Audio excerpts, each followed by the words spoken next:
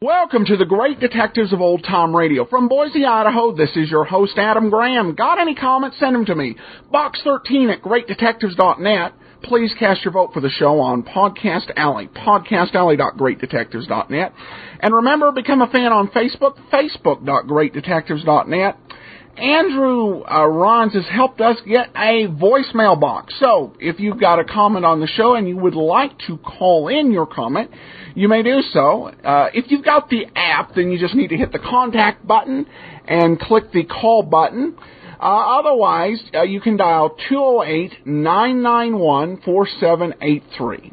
That's 208-991-GREAT-D, G-R-8-D.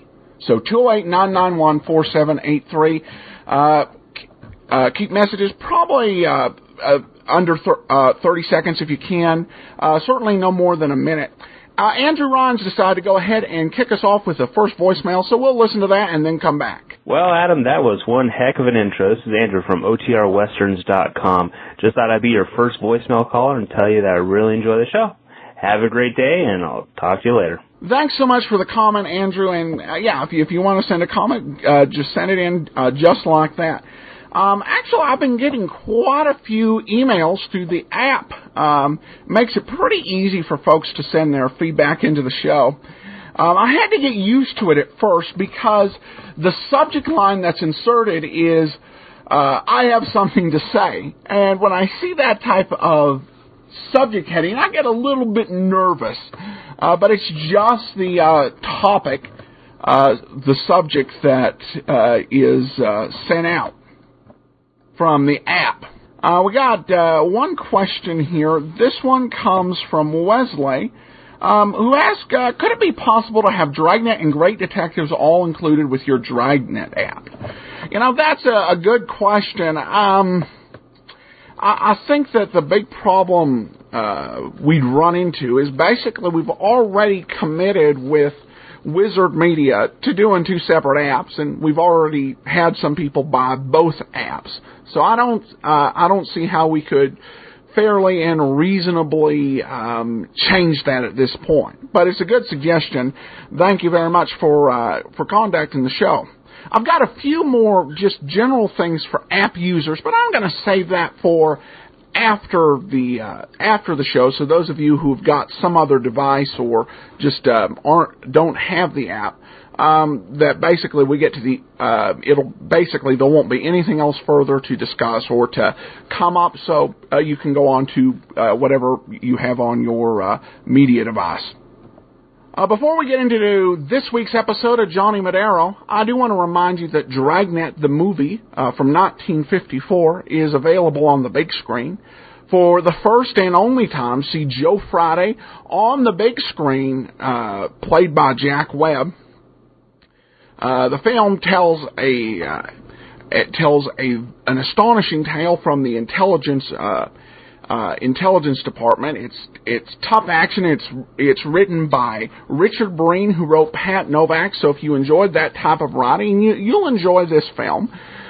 Just go to greatdetectives.net, purchase the video, and let Universal know that through your purchase that we would like to see more of the 1950s Dragnet released to the public.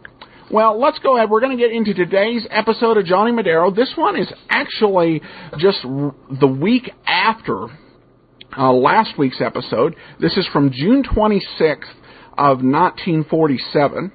And one thing I didn't notice here, because I've added to my categorization, I've begun categorizing by what network the shows are on. And these 3 days of programming, all three straight episodes in a row, Tuesday, Wednesday, Thursday, all of these were shows from the Mutual Network. So All right, just a fun factoid. Let's go ahead and get into it. This one is called The Fatal Auction. Let's sit back, relax, and then we'll come back.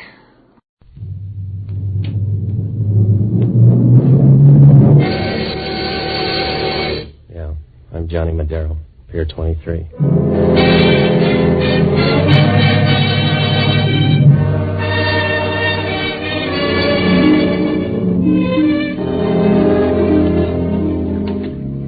You know, it doesn't pay to buy a fast car in San Francisco because most of the time you got to be in low gear.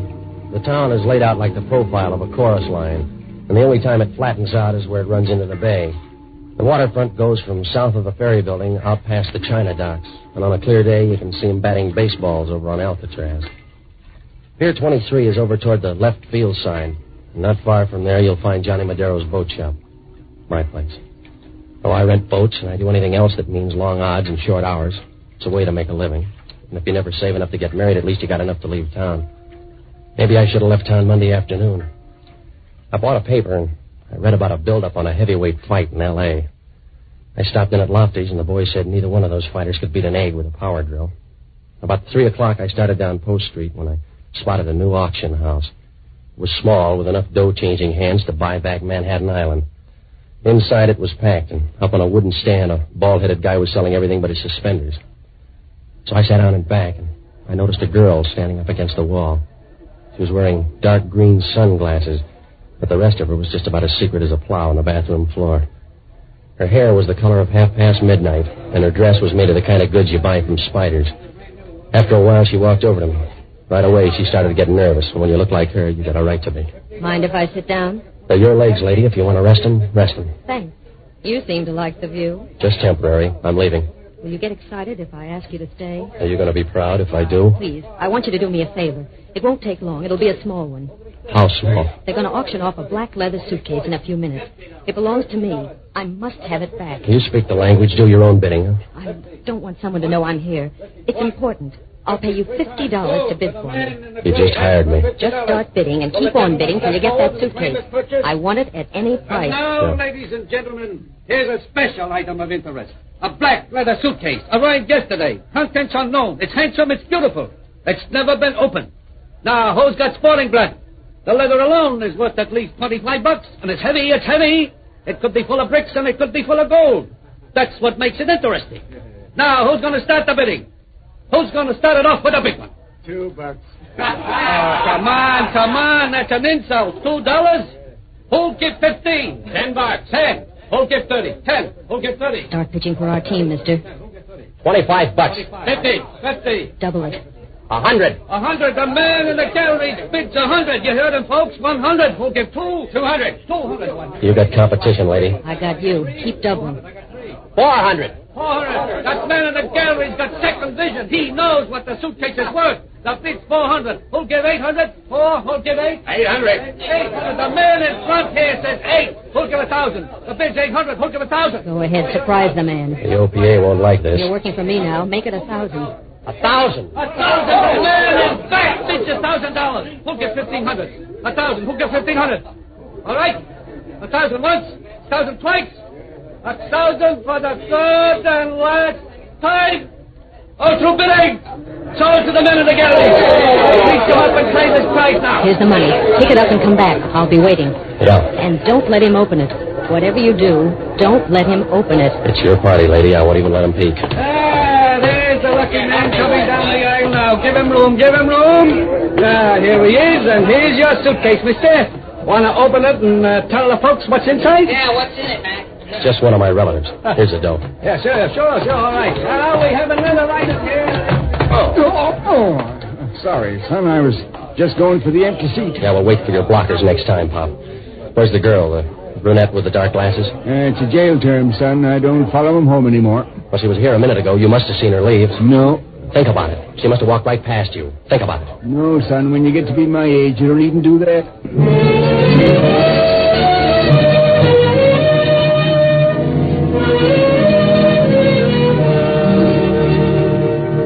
I felt kind of silly, the same way you do when you find a hole in your sock at the shoe store. But it wasn't my dough that bought that case, so I couldn't beef much. When I got back to the office, I started working on the lock with the key. The case was made of plain black leather, It was kicked around more than Minnie's gong. Then I opened it. A shiny-looking saxophone was laid out in 3 parts. For $1,000 you can buy a whole brass section. So I went through each piece looking for a reason. There was a paper box inside the case. It had a gross of reeds in it. Same kind you find on the mouthpiece of any saxophone. I couldn't do much more, so I wrapped up the case and put it up in my closet. Then the door opened, and if trouble had a face, this was the way it looked in the morning. He stood there in the middle of the room, and his eyes held me like a fly at the end of 2 needles. You noticed his eyebrows. They were bushy and thick, and if they got any worse, he'd have to hire a native guide. Hello, are you Madero? That's my story. You got a better one? It's sadder than yours. I'm the guy you left behind at the auction. Who were you bidding for? Who are you asking for? Myself. I suppose we get real friendly. What's your name? Dunlap, Larry Dunlap. Now, introduce me to the girl who was coaching you. All right. She was a souped-up brunette with a disappearing act. Now, what does that prove? Unless you find her in the cemetery, never trust a woman. Especially Claire Underwood. Yeah. What do you want from me? I'll take that black leather suitcase you won at the auction. Look, I saved you some dough. Don't make a pig of yourself. Try to be nice. I will. I won't kick you when you're dead. Where's that suitcase? You're making me nervous. So if you got an itch, see a doctor. What makes you so big? Vitamins. I know all about the sax, Madero. It belongs to me. Give it to me or I start looking. You better have a license. A sax isn't that important. It is to me. Maybe I want to start a hot shop. I'll hold out for your girlfriend. She owes me $50 and I need the dough. I'll double anything she gives you. If you mean money, give me a hint. Will $100 do? Yeah. The sax is in the closet on top here. Come on. Give me a hand. Give me a hand. Madero, sure. You've got a hand, Madero. Now play it out.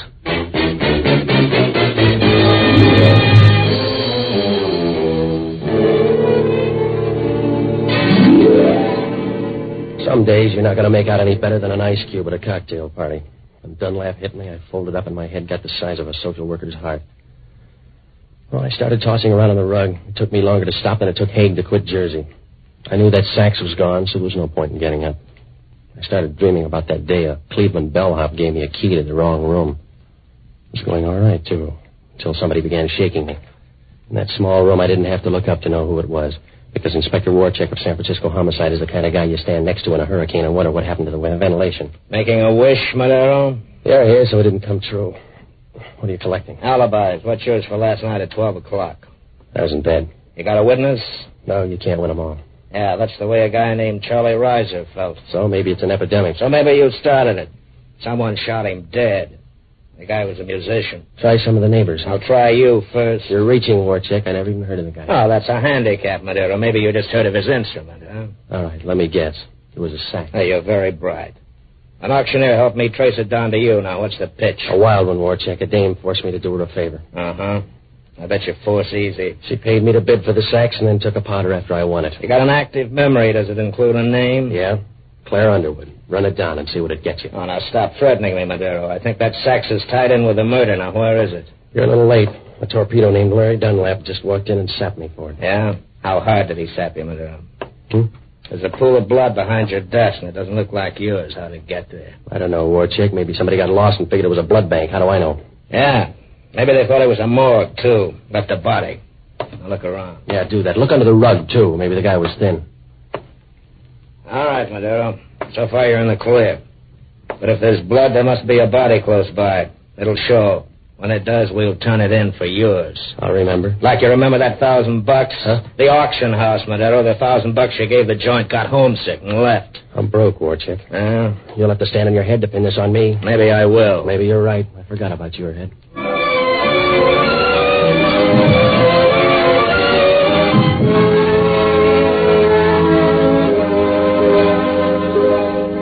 Once Warchek sticks to you, you might as well try to pull a mustard plaster off a throw rug. He stood there for a minute blinking at the light, and you could see big pebbles of sweat standing out on his forehead. He took a handkerchief out of his pocket, and when it came down, it was wet enough to wash all the windows in lower Manhattan. After a while, he walked out.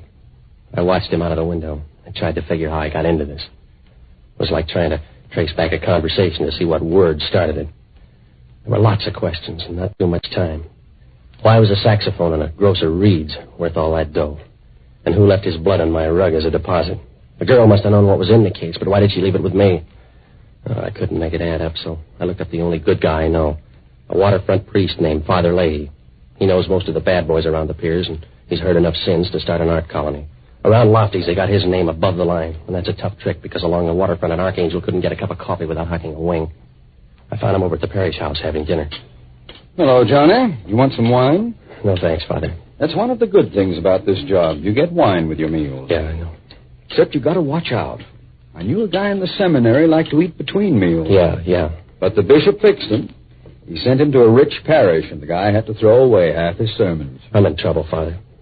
Did you buy elevator shoes, or is that a bump on your head? Somebody knocked me down when I wasn't looking. Did you get the license number? It just felt like a truck. I got hit with a club. That's why I want you to help me, Father. Johnny, you misinterpret my mission in life. You need a policeman. I'm only a priest. Besides, I'm eating. Look, Father, homicide wants to tack a murder on me. There goes my appetite. Who's dead? Anybody I could have helped? His name was Charlie Reiser. He was a musician. If he's going in the right direction, he may get some work. How did you meet him? I didn't.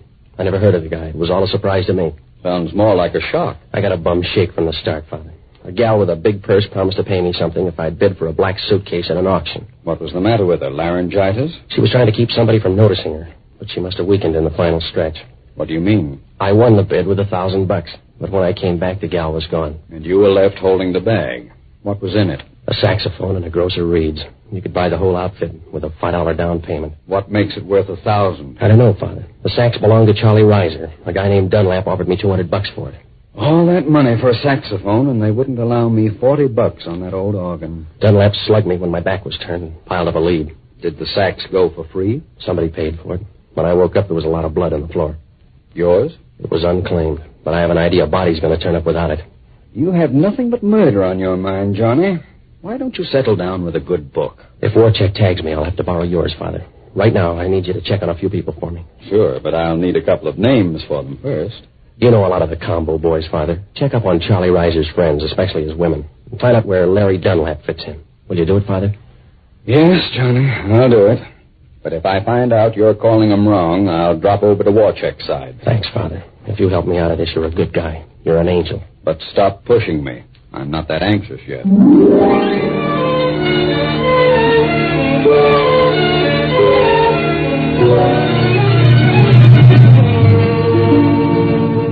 When I left Father Leahy, I ran over my leads. You could have counted them on one finger, and you'd still have to cheat. The only guy worth looking up was the auctioneer on Eddy Street. Maybe that was all revenge. Why did he tell Warchek that I took that $1,000 back? Well, I figured I'd find out, so I grabbed a cab back to his store. When I got there, the joint was locked up, but a big neon sign blinked the name J.C. Cole. There was another light coming from the back, so I followed it down. Inside, Cole was working over his cash register tape. I didn't knock, and right away he started making funny noises in his throat. I noticed he was wearing a vest without a tie, and his sleeves were rolled up with big rubber bands. His elbows stuck out, and they were red and knotted up like a baby's face with cramps. And then he made his opening bid. That's a little late. What can I sell you, mister? A straight story. Huh? The one you told headquarters had too many frills. Hey, wait a minute. You're the same fellow who bought that suitcase. You got a good head, friend. How good is it on robbery? It was dark. I thought it was you, so I called the cops. You started fast, but you're fading in the stretch. $1,000 was gone. I figured you took your money back. That's an early mistake. It wasn't my dough. You sound like you're mad. Is that a gun in your pocket, then? If it makes you talk about that suitcase, I'll say yes. I don't know what you mean. I said you were taking your chances. A ton of bricks, a ton of gold. Remember, I got to make a living, you know. You don't have to crowd the mint. What gives a sax $1,000 price tag? I don't know, I tell you. I don't know what thing. Yeah, well, we'll go into politics later. I think you're lying. It was just another suitcase, an old leather suitcase with a sax inside. I just tell you, I don't know a thing. Yeah, keep it up, fella. You'll tell me everything that way. Now, how did you know there was a sax in that case if you never opened it? Well, Now, listen, mister, let's be friends. I got a little money. Let's be friends. Go on. I was just trying to get a little ahead. I got a wife and a kid, a big kid, so I switched saxophones. I took out the original sax with the reeds and put in an older one. What'd you do with the original? It was a pretty nice one, brand new, so I sold it to someone, Reeds and All, for $200. You're slowing down. Who's someone, a relative? He's a friend named Bud Overbeck. He plays tenor sax at the Downbeat Club. That original was something special, huh? Yeah, you should have held out for $1,000 on both ends. Now, listen, fella, Bud's a friend, a good friend on my wife's side. You won't hurt him, will you? I'll send you a pint if he believes. Yeah, sure. I'll save it. Anything else, huh? Yeah. Stop stuttering. You'll give that kid of yours a complex.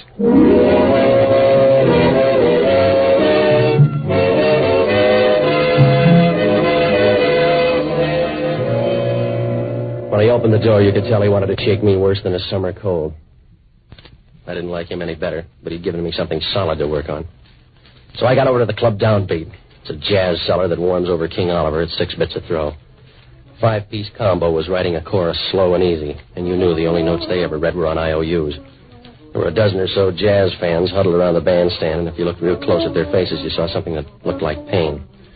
I asked the bartender who Overbeck was, and he pointed out the blonde kid with a face made of warm putty playing a black saxophone. I walked backstage to a small dressing room where the boys grabbed their second wind with a short one. When I opened the door, Claire Underwood stood there holding her breath. Hello, Johnny. You look angry. Put away those daggers, I will, baby. I'll guess that you killed Reiser for a saxophone. Guess again. Why should I kill anyone for a sax? Tell me why it's worth $1,000, and I'll answer that one, too. All right, Johnny. I'm sentimental. Say Charlie Reiser was my boyfriend, and I wanted to keep his sax as a memory. Must have been quite a memory, baby. You didn't meet Charlie. But I did meet Larry Dunlap. He wanted the sax, too. Why? How would I know, Johnny? Maybe he was taking lessons. They weren't that kind. He has too good a lip. So have I. Only I use it differently. All right, stop puckering, sweetheart. I want some sense now. Please, Johnny, if you leave now, I'll give you double what I owe you from the auction. That's not enough. Look, baby, count up your bills and tell me what a murder rap is worth, huh? We'll haggle over it later, Johnny. Just meet me at the Ajax Hotel, and I promise you'll get a better figure. Yeah. You going to add some interest? Come here, and I'll show you what I mean. I'm not running a service. I need some answers. Come on. I want some action. Come on. And use your arms, Johnny. You got too big a mouth, baby. Somebody's going to close it on you. Show me, Johnny. All right. The music stopped, Johnny. What do you care? We're not dancing. Johnny, please, you're squeezing me too tight. Yeah, it's a bad habit. Now tell me about that sax. Listen to me, Johnny. I told you I got to see Overbeck first. I'll tell you everything later. Yeah, after you talk Overbeck out of his sax, huh? Yes. Is it a deal? You're too anxious to sign. I'll talk to Overbeck myself. All right, Johnny. I'll help you get him here quicker. Yeah, what are you going to do? Scream, Johnny. Scream. Listen. Louder, baby. You'll really need it in a minute. Help! Hey, what's the matter? What was she screaming about, mister? She couldn't catch me. This man's drunk. He was trying to snatch my purse. Is that true, mister? Call a cop and find out. Yeah, I will. No, please, don't bother. Just get him out.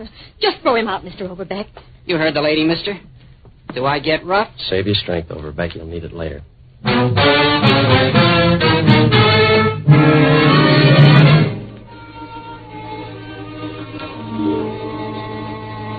Claire had a nice act, if you didn't mind playing straight man to a vulture. She draped herself on Overbeck's arm, and she looked as cool as a vacation in Maine. As I walked out, Overbeck was still showing his teeth, but it didn't matter because you got the idea he wasn't strong enough to fight off a sneeze. Well, there wasn't much I could do except wait for Claire to show. But it started to drizzle, so I figured my best bet was her hotel. In the lobby, a rose-colored carpet with a touch of yellow jaundice led to the desk. The clerk told me she hadn't come in yet, but for $5 he could tell I was a friend. He gave me her key. I went upstairs, and when I opened Claire's door, I knew something was wrong. A lot of towels were thrown all over the floor, and everything was gone from the closet but the mothballs. Claire had skipped, and before I could walk out, Dunlap walked in. One hand was in his pocket, and the other had enough tape to wrap up a mummy. Can I come in, Madero? You're old enough, Dunlap. Make up your own mind. I have. Where's Claire? You're early. I think she's still busy. Give me a magazine. I'll wait. It'll be a long one. I'm not hanging around. Oh, the fun's just beginning. Sit down. Sit down. I guess I am tired. Yeah, this gun makes everybody drowsy. Now, what's your time with Claire? Nothing that's deep-rooted. Are you writing a column? Yeah, the obituary, and you're going to make the morning deadline. You're too cocky, Dunlap. Don't turn your back. I won't. Claire blew her chance. The best she could do was disarm. Yeah, you ruined my carpet. When they pass your cup around, I'll be generous.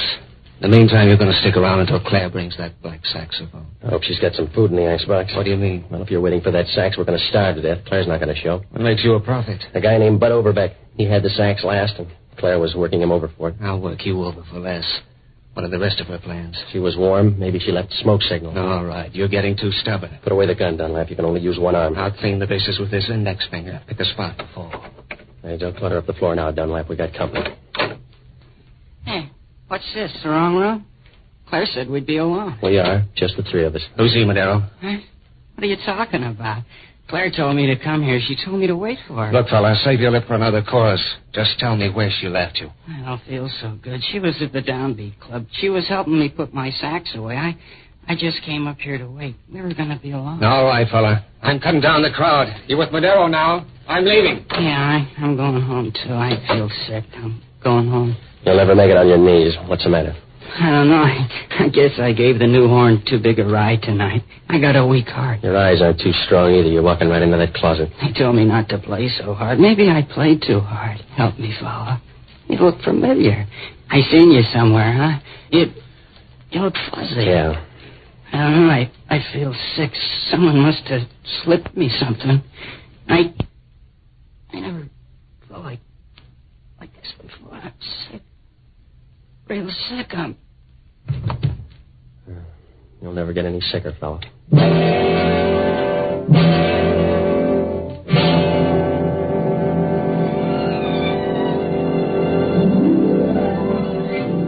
Overbeck was dead even before he had a chance to see if Gabriel paid his boy's scale.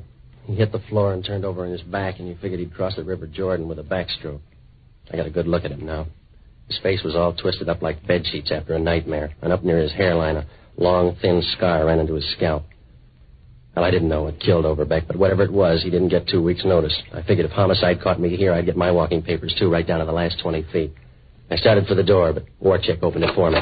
He looked at the body and then over to me. You on a spree, Madero? If you're footing the bill, Warchek? The state will from now on. Now tell me about the guy on the floor. He's dead. Must have had parents. What's his name? Bud Overbeck. He was a musician at the Downbeat Club. Yeah. Tell me some more. Roll him, Warchek. Maybe he's got a diary. All right. Here's his wallet. All right, Madero. How long you been here? Why? The wallet's empty. Well, that's too bad. Your girlfriend's going to have to get along in last week's presents. I trail a guy named Dunlap up to this apartment, and I find you and a dead body. Now, there's a tie, any way you look at it. Mm-hmm. Now, just what happened? I don't know, Warchek. I didn't see the picture. I just tagged by for the end. You know? Must have been a sad one.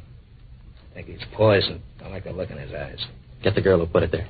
Well, just give me a hint. Huh? Overbeck was playing caveman with Claire Underwood before he came up here. What does that give him besides hair? Maybe a Mickey. When I left, she was warming up an argument for his saxophone. She get it? She didn't. Dunlap's losing man hours. He just walked out here, and I think she's in his list. Yeah.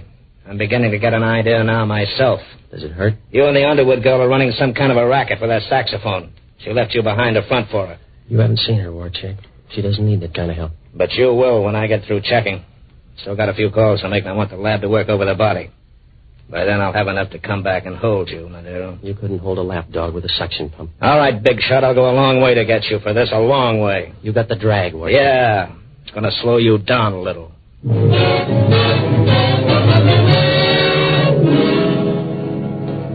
Warchek wanted to mother the body until the coroner came, and when I left, he was squeezing himself into a chair. He fit tighter than a whale in a crib. You could word it any way you like, but the big riddle was that saxophone. Claire had it, and Dunlap wanted it, and a couple of guys died for it. My only alibi was Dunlap, but you might as well ask Con to hold still for Lewis. I buzzed back to the office, but there was no message from Father Leahy, so I stared out the window for a while, wondering how to bake a cake with the dynamite charge when the phone rang. Yeah. Hello, Johnny. This is Father Leahy. What'd you find out, Father? It's not pleasant, Johnny. I'm down at the morgue. The lab report on Bud Overbeck just came in. He died of poisoning, huh, Father? The bitter kind. Overbeck's heart couldn't stand all that dope. Coroner found a used saxophone reed in Overbeck's pocket. It was soaked in hop. So that's what made that saxophone so big. The grosser reeds. That's right, Johnny. Overbeck was absorbing the stuff while he played. Oh. He probably never knew what hit him. Well, what about Reiser? How does he figure? Reiser was making his pin money peddling dope to nightclubs. He was getting his shipments from Mexico. How did Claire and Dunlap figure? They were a couple of partners who wanted to ease out Reiser and go into business for themselves. The idea must have gone to Claire's head. She's doing a solo now, and Dunlap thinks she has the sax. Warchek feels the same way about you, Johnny. He's out to tag you for everything. He's smarter than that. I don't know him that well. But it adds up in his book because he thinks you're leaving town. Someone's booked a passage on the 2 a.m. plane from Mexico this morning in the name of J. Madero. I'm being jockeyed, Father. It's either Claire or Dunlap. They're both as black as sin. Maybe so, but Warchek still thinks you're the dark horse.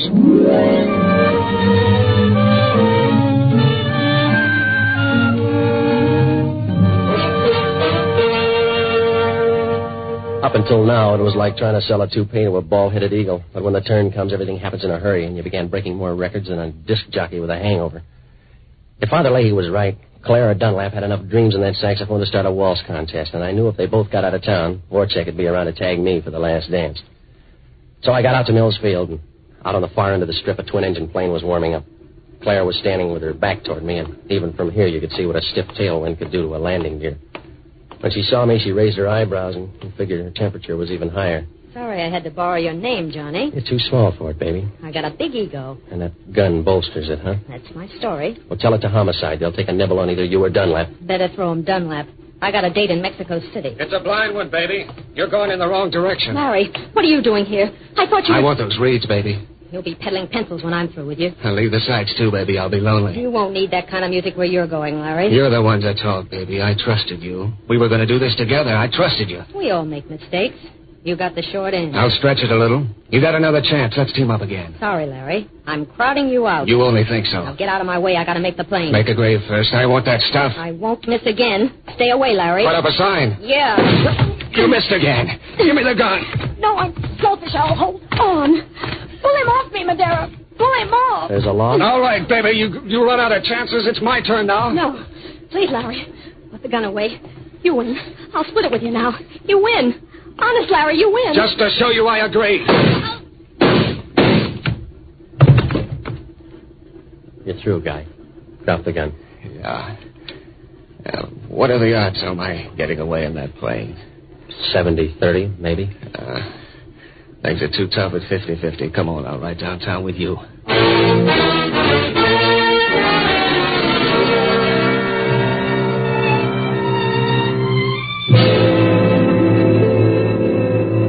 Well, Dunlap told the whole story down at headquarters. It seems that Reiser, Claire, and he were buying dope from Mexico and peddling it here in the form of soaked-up reeds. Reiser was contact man in Mexico, but the only way they knew him down there was by his black saxophone. Claire and Dunlap decided to narrow the profits down to 2 by shooting Reiser and taking over. Claire used the gun, and, well, that started her to thinking that she could do even better with a single act. She needed that black sax, though. Reiser got wind of it and hid the sax with the reeds in the basement. His landlady found it after he was tumbled and sold it to that auction house. And Claire had me buy it and then followed me back to the office where she tried to peg down Dunlap. The sax she took turned out to be a phony because the auctioneer had already sold the black one to Bud Overbeck. The track was switched to him, but not soon enough. Overbeck didn't know the reeds were loaded, and after an all-night jam session, he folded up with a heart attack. Well, Warchek asked only one question. Wasn't it tough luck for an innocent guy like Overbeck? I don't know. At least there was one time he played right out of this world.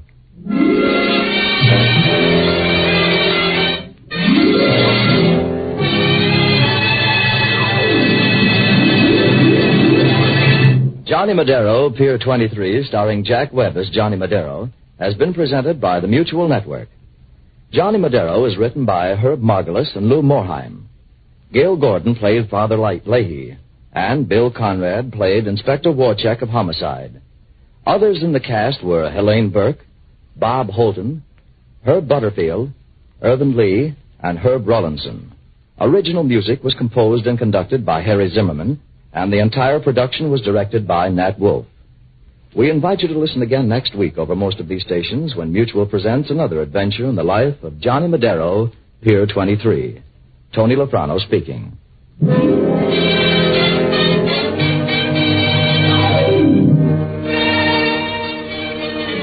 This program came to you from Hollywood. This is the Mutual Broadcasting System.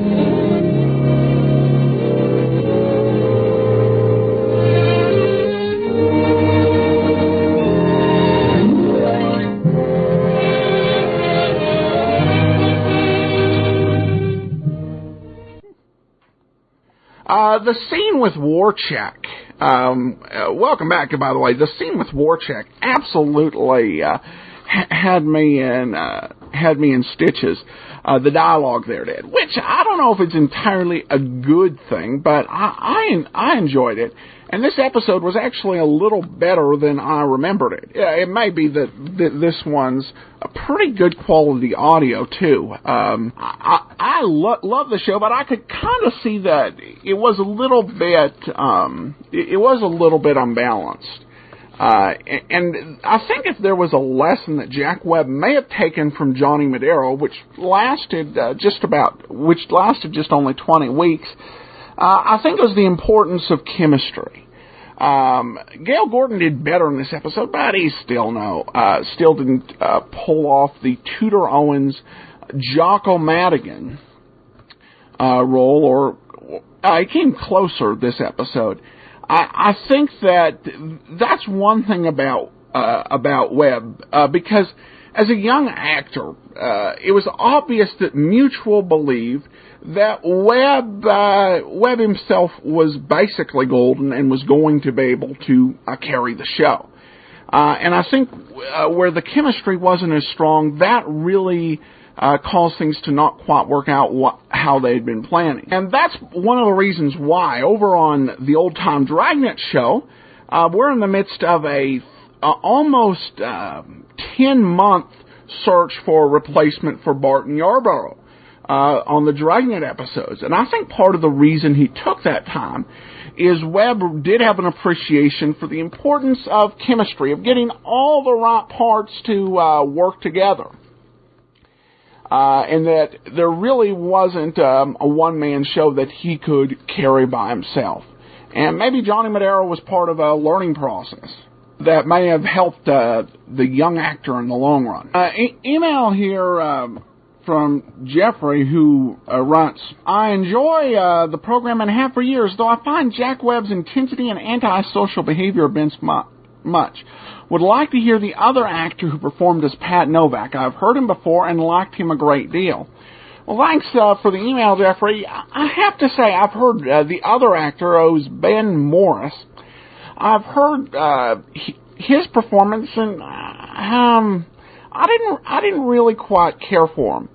Now I have to admit, I was comparing it to the Pat Novak done by Jack Webb. I think what happened there is you had not only Webb leave, but you had the writer leave, Richard Breen.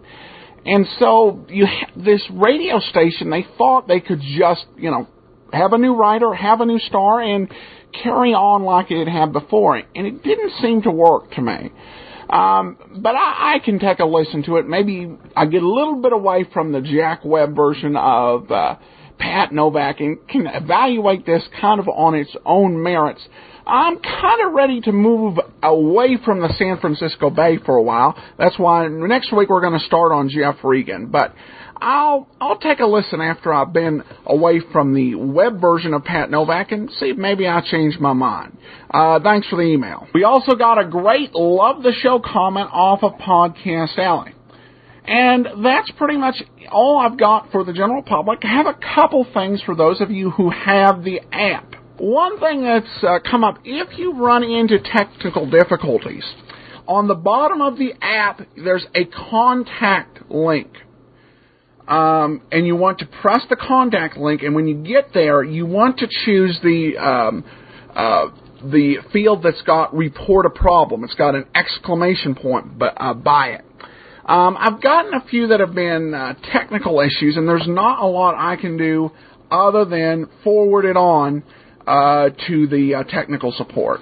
And me forwarding it on ends up taking extra time. If you got a question about how to use it, contact me. If there's a technical issue, that's something that support will want to take care of, and the sooner you get that to them, the sooner we can get it taken care of for you. Also, someone had a question about how to access the bonus content. Like if I say with the last 3 episodes of Pat Novak, I was including a bonus episode of Dragnet. Well, there's a main episode list, and you basically press the episode to listen to it, and then once you're in the episode, there's an extras button up in the corner, and you right corner of your iPod or iPhone, you press that, and then the audio is going to be there, a bonus content with a play button, and that'll play the audio for you. So, just a couple questions have come up with the app, and if you have any other type of those navigation issues, feel free to contact me. All right, well, we're going to wrap it up. Got any comments, send them to me, box13@greatdetectives.net. Please cast your vote for the show on Podcast Alley. But from Boise, Idaho, this is your host, Adam Graham, signing off.